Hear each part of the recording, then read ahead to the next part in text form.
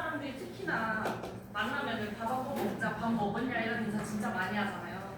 그만큼 우리가 좀 삶에서 먹는 재미, 그러니까 음식을 잘 먹고 싶은 음식을 먹고 하는 게 그만큼 중요하다고 생각을 하는데, 제가 계신 어르신들은 대부분 이제 노쇠 때문에 좀 연화불란이 있는 경우들이 많아가지고, 그래서 연화불란에 대한 부분하고, 그리고 식사를 그렇다면 어떤 걸 좀 제공을 해주면 좋을지 그런 것들 포함해서 오늘 전반적으로 한번 연화불란 관련해서 강의를 준비를 해봤습니다. 그래서 보시면은 연화불란이 뭔지부터 좀 볼 거고, 어떤 증상이 있는지, 그러면 정상적인 삼킴 과정은 어떻게 되는지 그런 걸 보면서 연화불란을 확인할 수 있는 방법, 우리가 간단히 확인할 수 있는 방법들을 좀 배워볼 거고, 식사와 관련된 주의사항을 보고, 그러면 연화불란이 있는 분들에게 어떤 시기를 좀 제공하는 게 좋은지, 그리고 위험 상황에 대한 대처, 마지막으로 지금 자리에 놓여있는 정도 제품들을 사용해서 3단계로 정도를 만들어 보면서 실습을 좀 진행을 해볼 예정입니다. 우선은 연화불란에 대한 정의를 먼저 보시면, 말 그대로 음식물이 구강에서 인도, 식도를 거쳐서 위장관까지 내려가는 데에 문제가 있는 것을 뜻합니다. 그래서 우리가 연화불란이 있다라고 말할 수 있는 증상들을 보시면은, 아까 말씀드린 것처럼 구강에서부터 문제가 있는 것도 연화불란이라고 하기 때문에, 우리가 이렇게 씻기 어려운 경우,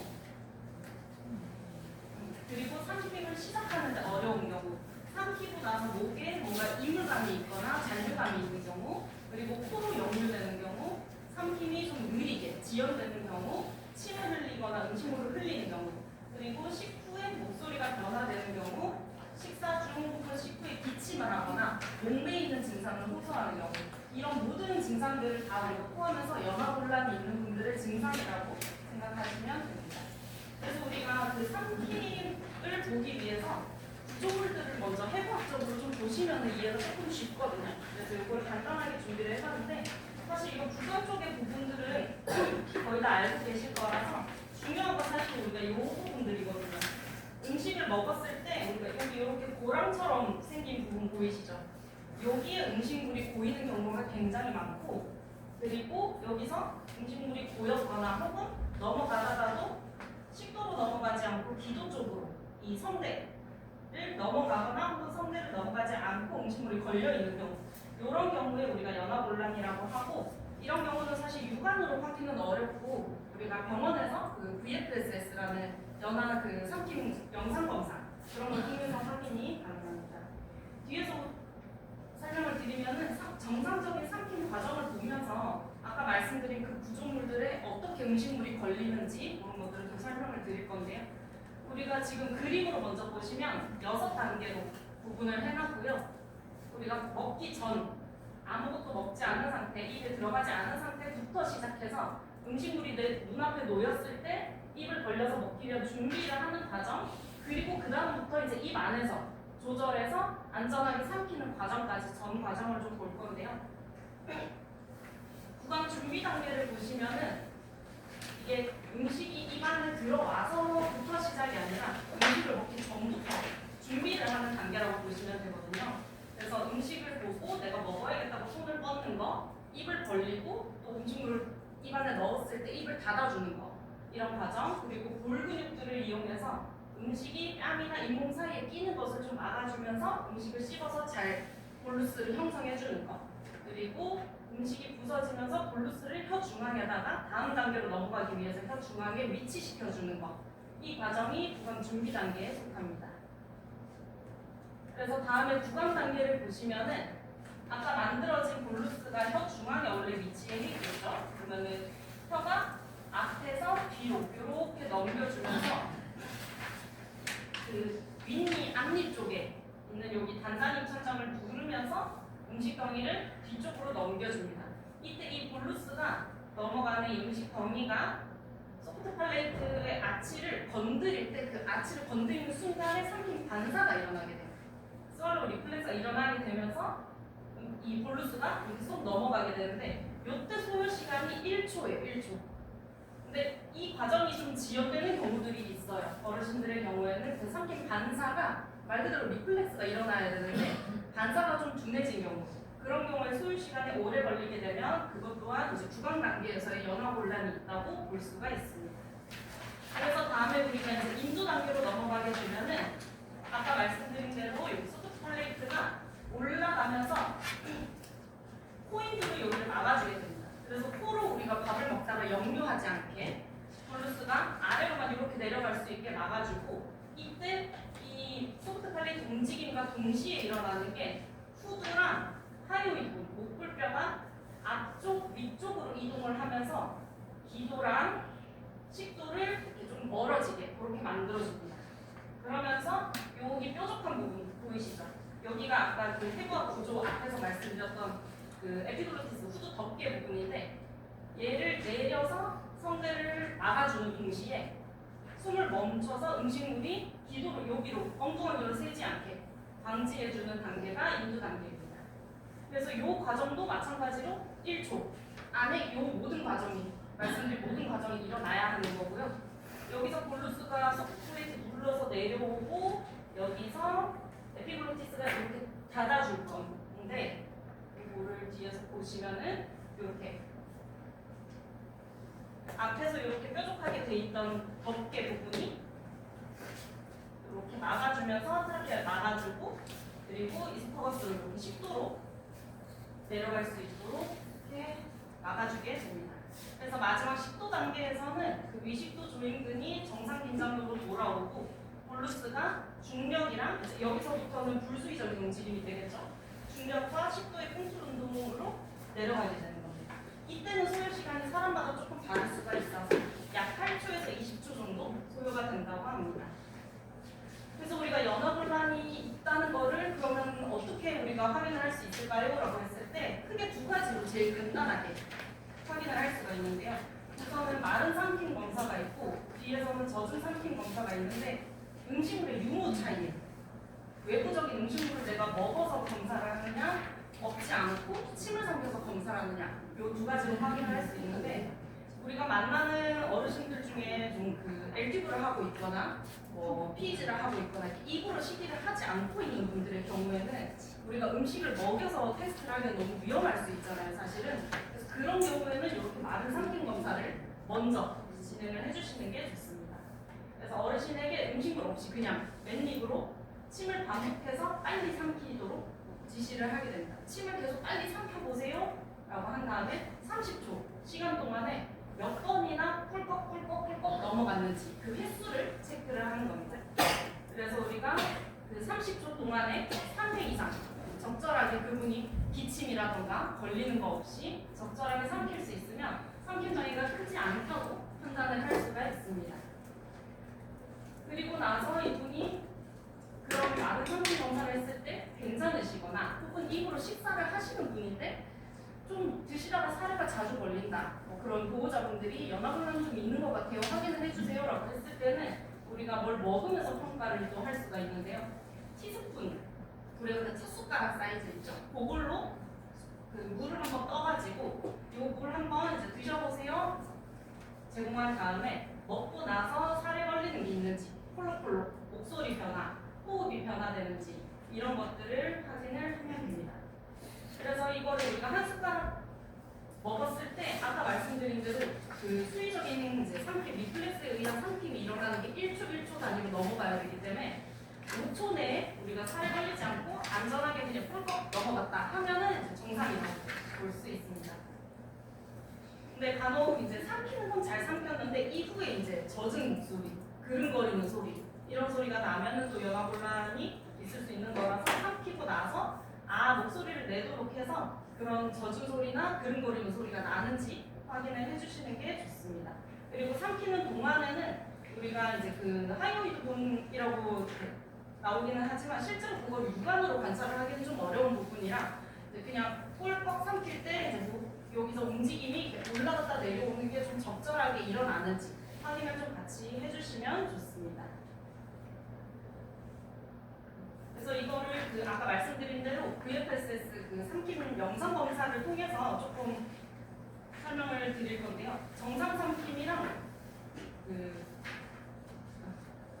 비정상 삼킴하고 영상이 나올 건데 비교해서 보시면 차이가 굉장히 크거든요.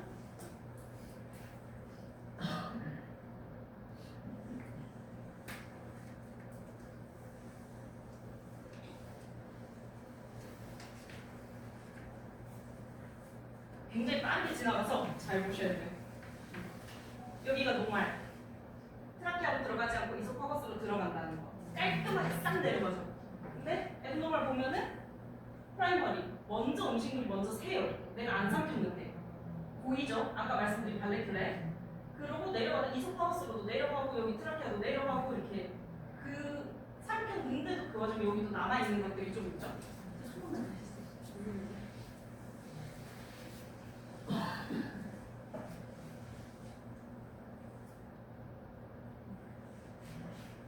보시면은 들어오고 회복 굉장히 짧죠?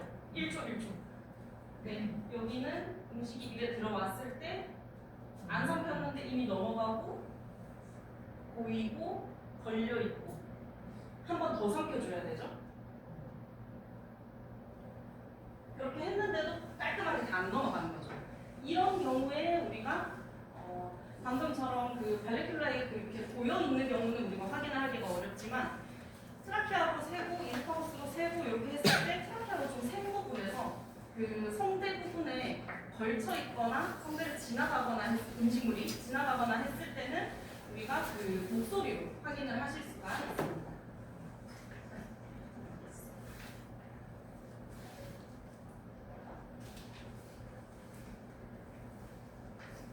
그래서 연화곤란이 확인까지 저희가 했죠. 이제 마른 검사, 젖은 검사도 했고, 혹은 이제 저희 대학병원 가서 검사를 했는데 연화곤란이 있대요라고 판단을 받아왔어요. 그랬을 때 우리가 이제 작업치료사가 사용하는 연화 재활 중에 제일 이제 간단하고 많이 쓸 수 있는 게 사실은 샤케어 운동이긴 하거든요. 그래서 두 가지 방법으로 보통 진행을 해서 샤케어 운동을 이렇게 그림을 넣어왔는데 우선은 첫 번째 방법은 평평한 곳에 반드시 환자를 눕혀놓고 그 다음에 고개 들어서 발끝을 이렇게 바라보세요 라고 하는 거죠. 그 상태에서 들고 유지를 시키는 거예요. 그렇게 들고 유지를 하게 되면은 그게 뭐 그렇게 도움이 될까요? 어디가 그렇게 힘이 생겨서 도움이 될까요? 할 수 있는데 고개를 이렇게 드는 동작을 하면서 우리가 삼키는데 여기 하이오이드콘을 올려주는 그 수프라하이오이드 머슬에 조금 그 근력을 강화할 수 있는 운동이어가지고 그래서 발끝을 1분간 바라보고 1분간 내려놓고 쉬고 요거를 3번 반복하시라고 하는 거죠. 이때 고개를 턱끝을 당겨서 고개를 들어서 발끝을 바라보시는 거지 어깨까지 힘줘서 이렇게 어깨 들리지 않게 이런 거 주의해서 설명을 해주시면 좋고요. 어르신들, 연세가 많으신 어르신들은 1분이 좀 길 수 있어요. 그런 경우는 30초씩 끊어서 하셔도 괜찮거든요. 그래서 그렇게 좀 맞게 적용을 해서 진행을 하시면 좋고 두 번째 방법은 30초, 1분 다 이제 버티기는 너무 힘들다, 인력수가 너무 떨어진다 하면은 마찬가지로 고개를 들어서 턱끝을 당기고 고개를 들어서 발끝을 보는데 이거를 횟수를 30회, 천천히 들어서 30회 이렇게 시행을 해주시는 거죠. 이것도 마찬가지 어깨가 들리지 않도록 주의를 해주시는 게 좋습니다. 그래서 식사 전, 식사 중간, 식사 후 이렇게 3단계로 나눠서 우리가 어떤 걸 좀 주의하면 좋을까, 준비를 하면 좋을까라고 했을 때는 식사를 하기 전에는 우선 그 대상자분을 완전히 시팅 상태로 앉혀주시는 게 좋습니다. 이렇게 세미 슈파인으로 누워서 드시는 경우도 많은데 최대한 그 근골격계나 다른 질환이 없으시다면 최대한 90도 반드시 앉아 계신 자세를 유지해 주시는 게 좋고 그 상태에서 본인 스스로 자세 유지가 어렵다면은 머리 뒤에 베개를 좀 높은 걸 받쳐서 침터 포지션을 턱을 당길 수 있도록 침터 포지션을 만들어 주시는 게 중요합니다. 그리고 주의 산만하지 않도록 정리 정돈을 하시는 것 보호자분들한테 설명을 해주시면 좋고 그리고 식사 자체가 연화곤란이 있는 분들은 삼키는데 힘이 굉장히 많이 들고 노력을 하셔야 되는 부분이기 때문에 충분히 좀 쉰 다음에 식사를 하시고 식사 후에도 좀 휴식을 취할 수 있게 해주시는 게 좋습니다. 그래서 식사 중에는 조금씩 자주 천천히 드시도록 해주시는 게 좋고요. 근데 천천히라고 해서 이게 시간이 너무 길어지면 말씀드린 대로 체력적으로 힘이 드는 부분이기 때문에 길더라도 30분을 좀 가능하면 넘기지 않는 게 좋습니다. 그래서 좀 자주 드시는 게 낫다고 말씀드리는 거고 한 숟갈의 양을 선생님들이 이제 그 방문을 해서 뭔가 연화 관련해서 교육을 하신다고 하면 실제로 식사에 쓰시는 숟가락의 크기, 집집마다 숟가락 크기가 다르기 때문에 그 숟가락으로 얼만큼씩 주시는지 그런 걸 확인을 해서 그 숟갈의 양을 조금씩 주시도록 해주시고 대상자분께는 2번씩 삼키도록 그렇게 알려주시는 게 좋습니다. 그리고 가능하면 너무 크고 깊은 숟가락보다는 좀 작고 평평한 숟가락, 한 번에 양이 많이 안 올라가는 숟가락을 사용하시는 게 좋고 밥을 이제 물이나 국 같은 데 말아서 드시지 않도록 해주시는 게 좋습니다. 그리고 물 마실 때 사례가 너무 많이 걸린다 하면 빨대를 사용하거나 숟가락을 좀 사용해서 주시도록 해주시고 식사 중에 기침이 나올 경우에는 기침이 멈출 때까지 식사를 멈출 수 있도록 대상자분과 보호자분께 교육을 해주시는 게 좋겠습니다. 그래서 식사를 다 하시고 나서 우리가 확인을 좀 해야 될 거는 입안에 그 대상자분들이 먹고 이제 껴있거나 이런데 그 감각이 떨어지거나 혹은 뭐 힘이 조금 약해서 껴있는 음식물들이 있지 않은지 그런 것들이 있는 상태로 내가 모르고 누웠을 때 이제 다시 그게 아스피레이션이 생길 수 있기 때문에 입안에 음식이 남아있지 않은지 확인을 해주시는 게 좋고요. 그리고 다 먹고 난 다음에 콜록거리거나 목소리가 쉰 소리가 나는 경우 성대 위에 남아있을 수 있기 때문에 한 번 더 기침을 좀 하게 유발을 해주시는 게 좋습니다. 그리고 식사 후에는 바로 눕지 않고 충분히 소화시킬 수 있도록 앉혀주시는 게 좋고요. 그리고 구강위생 보호자분께 항상 강조를 해서 알려주시면 좋겠습니다. 그래서 우리가 식이 종류를 조금 빠르게 한번 볼 건데요. 이게 이제 IDDSI라는 그런 국제적으로 표준화된 기구라고 생각하시면 되거든요. 그래서 이거를 우리가 식이 종류를 제한을 할 때 한국, 외국 뭐 이런 거 구분 없이 어느 나라와 구분 없이 우리가 이 숫자와 단계로 얘기를 했을 때 모두가 이제 통일화된 그런 시기를 제공할 수 있는 그런 부분이거든요. 그래서 보시면은 여기는 푸드예요. 입으로 먹는 그런 고형식들. 그리고 이쪽은 마시는 종류, 액체류고 여기서 3, 4단계는 이제 고형식과 그 마시는 액체류의 중간 정도라고 보시면 됩니다. 그래서 0단계가 제일 먹기가 연화불안 환자들 기준으로는 0단계가 먹기 제일 어려운 단계, 묽은 단계라고 보시면 되고요. 그 다음에 약간의 정도, 낮은 정도, 액체류, 중간 정도, 그리고 4단계가 퓨레, 흐르지 않는 정도, 그 다음에 5단계부터 고형식이기 때문에 다져진, 촉촉하게 다져진, 그 다음에 6단계에서는 부드럽고 한입 크기, 으깨지는 음식들, 그리고 7단계가 일반식, 우리가 흔히 먹는 일반식들, 그렇게 생각하시면 됩니다. 그래서 1단계부터 볼 건데 아까 앞에서 말씀드린 0단계는 완전히 물이라고 생각하시면 돼서 1단계부터 볼 거거든요. 그래서 1단계부터 보시면은 맑은 과즙 종류 생각하시면 됩니다. 이런 오렌지 주스, 숭늉, 뭐 우유 이런 종류. 물보다는 물만큼의 정도가 없는 건 아니에요. 물보다는 정도가 높은데 빨대로는 충분히 마실 수 있는 정도의 액체를 생각하시면 됩니다. 레벨 2는 진한 과즙. 아까 레벨 1보다는 조금 더 걸쭉해졌죠. 이 사진들을 봐도 이런 이제 가루가 거의 없을 정도로 이렇게 잘 타진 미숫가루 종류나 그 아기들 이유식처럼 완전히 갈아진 쌀미 그리고 저런 밀크쉐이크 같은 종류 이런 것들을 보시면 되는데 약간 걸쭉해서 숟가락으로 떴을 때 흘러내리는 정도. 그래서 묽은 스프류나 진한 생과즙, 과육 포함해서 껍질과 씨는 없는 그런 것과 이제 곡물 음료 이런 정도라고 생각을 하시면 됩니다. 그다음에 레벨 3는 이제 꿀 정도의 정도라고 보면 되는데 우리가 중간 정도 걸쭉해서 빨대보다는 컵으로 마셔야 되는 혹은 숟가락으로 떠서 먹어야 되는 정도를 생각하시면 되고 과일 시럽이나 혹은 묽은 호박죽이나 저런 미음이나 스프류 그래서 요거를 우리가 포크로 이렇게 떴을 때 이렇게 쭈르르 그냥 이렇게 따라서 이렇게 흐르는 정도라고 생각하시면 되고 그 다음에 레벨 4가 푸딩, 퓨레 이제 여기가 아까 피라미드 두 개 사이에 있는 해당되는 부분이죠. 그래서 퓨레 단계고 포크로 우리가 숟가락 안에 포크로 떴을 때 이렇게 떠지고 포크 아래쪽에 약간 이렇게 찐덕하게 붙는 정도 그 정도의 정도라고 생각하시면 되고 이렇게 건더기 없는 계란찜이나 감자 으깨놓은 그런 것들 그리고 좀 푹 익은 바나나 알갱이 아무것도 없이 완전히 갈아진 팥죽 이런 것들을 생각하시면 됩니다. 그다음 레벨 5 보시면은 다지거나 갈아진 수준. 여기서부터는 이제 식사라고 보시면 돼요. 입으로 먹어지는 고형식 생각하시면 되고, 이때부터는 이제 죽 종류가 되는 거예요. 미음에서 조금 건더기가 있는, 알갱이가 있는, 촉촉하게 다져진 정도, 혓바닥으로 그냥 으깨서 먹을 수 있는 그 정도라고 생각하시면 됩니다.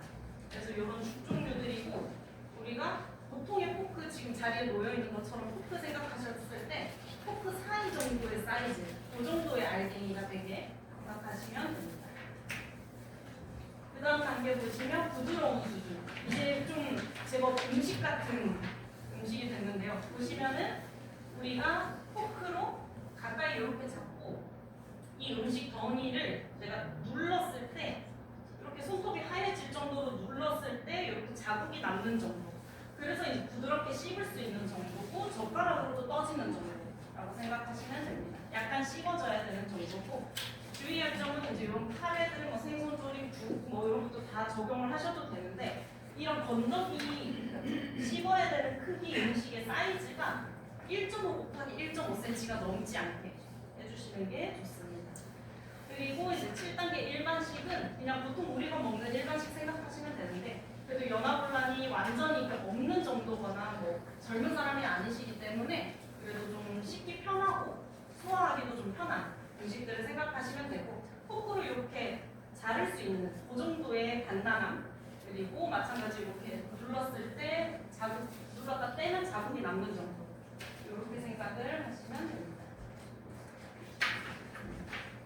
그래서 우리가 집에서 보호자분들한테 뭐 이렇게 연하곤란 있는 사람은 뭘 먹어요? 라고 했을 때는 방금 말씀드린 대로 적절한 단계별로 음식을 추천을 해주시면 되고, 집에서 이제 보호자분들이 직접 만들기가 어렵거나 그럼 간식은 어떤 걸 주면 좋을까요? 라든가 그런 경우에는 이렇게 헤어푸드가 요즘 되게 잘 나오고 있어서, 육케어 지금 책상에 놓여있는 전도증 신제들도 다 육케어 제품이잖아요. 그래서 거기서 나오는 이런 복숭아 젤 같은 게, 이건 제가 직접 환자분들한테도 적용해봤을 때 애기들이 먹는 그런 과일 젤리, 뿌띠첼 같은 그런 거랑은 식감이 아예 달라요.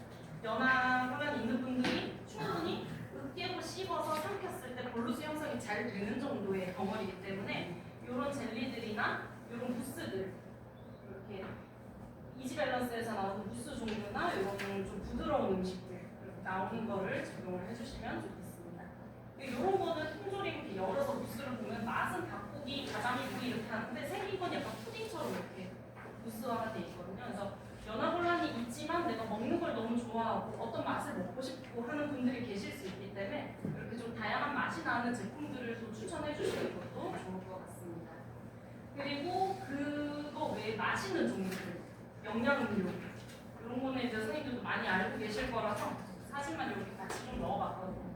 마시는 것도 요즘 육케어도 맛이 엄청 다양하고, 육케어 외에도 뭐 셀렉스나 시니어 두유나 뭐 이런 것들이 나오기 때문에 그 대상자분들이 뭐 크게 설사하거나 배탈나거나 하지 않는 선이라면은 이런 음료들도 추천을 해주시는 것도 좋습니다. 그리고 그 보호자나 대상자분들한테 이건 드시지 마세요라고 우리가 말할 수 있는 부분들이 이런 것들, 끈적한 것들, 찐득하고 끈적하고 부스러지는 것들이라고 생각하시면 되거든요. 그래서 땅콩부터 떡 당연히 드시기 위험하신 부분이고, 부서지는 크래커들, 그리고 찐득한 카라멜, 가루 음식이나 견과류 같은 거, 입안에서 내가 볼루스를 형성하기 어렵고 다 부스러지는 종류들은 좀 제한하시는 게 좋고요. 그리고 껍질 있는 과일이나 물기 많은 과일도 드실 때 조금 주의를 하셔야 돼서, 특히나 여름에 수박이라던가 겨울에 귤 같은 거, 그런 거 드실 때 조금 주의를 하실 수 있도록 안내를 해주시면 좋겠습니다. 그리고 중요한 거는 여러 질감이 섞여 있는 음식도 사실은 굉장히 먹기가 어렵거든요. 그래서 아까 앞에서 말씀드린 것처럼 물이나 국에 말아 드시지 마세요라고 말씀드린 게 이 부분 때문에 여러 질감이 섞여 있는 음식. 물이나 국은 액체인데 거기에 우리가 밥을 말아버리게 되면 액체에다가 고형식이 섞여버리는 거기 때문에 연하곤란이 있는 분들은 액체랑 고형식을 분리해서 먹기가 굉장히 어려워요. 그런 경우에 조절이 잘 안 되면 아까 그 VFSS 영상 보신 것처럼 밥알은 입안에 남아있고 국물만 내가 그 의도하는 게 아닌데 국물만 먼저 이렇게 새서 넘어가 버리고 이런 경우들이 생기기 때문에 아무리 뭐 입맛이 없거나 잘 못 드신다 하더라도 물에다가 국에다가 말아 드시진 않도록 여러 질감이 섞여 있는 음식은 안 드시도록 그렇게 안내를 해주시면 좋겠습니다. 그리고 드시다가 혹시나 질식 위험이 있거나 하는 경우에 그런 대처 방법을 또 보호자분들도 알고 계셔야 되기 때문에 이런 하연이유법 같은 거 같이 선생님들이 좀 안내를 해주시면 좋을 것 같습니다. 응급처치 같은 거는 뭐 선생님들 워낙 잘 알고 계실 거라서 따로 설명은 안 드리겠습니다. 그리고 우리가 이제 전도증 체제를 좀 보고 실제로 전도를 좀 만들어 볼 거거든요. 그 전에 먼저 설명을 드리면 전도증 체제가 요즘에 시판 제품이 굉장히 다양하게 많이 나와요. 근데 이렇게 깡통에 든 티카이니즈라는 이런 제품이 보통 이제 우리가 1세대 제품이거든요. 그래서 얘는 주 성분이 전분계거든요. 우리가 뭐 감자 전분 이런 거 전분계 성분이라서 그 액체에 탔을 때 점도가 굉장히 빨리 만들어져요. 근데 그 대신에 단점이 뭐냐면 얘가 입에다가 이렇게 점도를 형성해서 그걸 내가 이렇게 한 입 먹었을 때 빨리 삼키면 괜찮은데 입에 오래 물고 계신 어르신들 있죠. 그 경우에 침하고 섞이면 얘가 점도가 금방 또 풀려버리거든요. 그래서 요것보다는 사실은 이런 3세대 제품들 많이 사용을 하시는 게 좋고요. 이런 비스코업 제품 같은 것도 이게 지금 제일 무난하게 많이들 쓰시는 제품이고 이것도 이제 나온 지 얼마 안 된 건데 괜찮고 비스코업 같은 것도 그 한국 사람들이 좀 국을 많이 먹으니까 그런 국에다가 탔을 때도 좀 괜찮도록 내용도가 높은 제품이라 가지고 비스코업 같은 제품도 괜찮습니다. 그래서 우리가 전도증 침대를 사용할 때 보호자분께 조금 주의하시라고 말씀드려야 될 거는 물이든 주스든 국이든 커피든 액체류에 할 때 필요한 만큼의 가루를 넣고 빠르게 저어줘야 되고 이게 아무래도 점도를 형성하는 거다 보니까 금방 좀 이렇게 뭉쳐버리게 돼서 얘를 넣으면서 동시에 같이 저어줘야 뭉치질 않고 빨리 잘 섞이거든요. 그래서 물 같은 경우는 이제 점도가 잘 생성되는데 우유라던가 그런 다른 제품들은 조금 점도가 생기는데 조금 시간이 걸리기도 하거든요. 그래서 시간을 조금 두고 충분히 뒀을 때 섞고 바로 점도가 내가 원하는 점도가 아니다라고 했을 때 계속 넣다 보면 점도가 또 너무 과하게 형성이 될 수 있어서 조금 기다려봤다가 또 다시 섞어보고 그런 식으로 점도를 만들어주시는 게 좋습니다. 섞다가 이게 좀 뭉쳐서 덩어리가 생기는 경우에는 덩어리를 건져내고 다시 그 점도를 만들어주시는 게 좋습니다. 그리고 이제 실제로 한번 해볼 건데 우리 일부러 제가 숟가락이 아니라 포크를 드렸거든요. 이게 우리가 아까 앞에서 제가 0단계부터 7단계까지 피라미드로 시기를 쭉 설명드렸잖아요. 근데 사실은 이거를 막 기억하고 가서 몇 단계니까 뭐 이런 거 드세요 정도로 이 정도로 각 단계별로 이렇게 적용하기는 굉장히 어렵잖아요.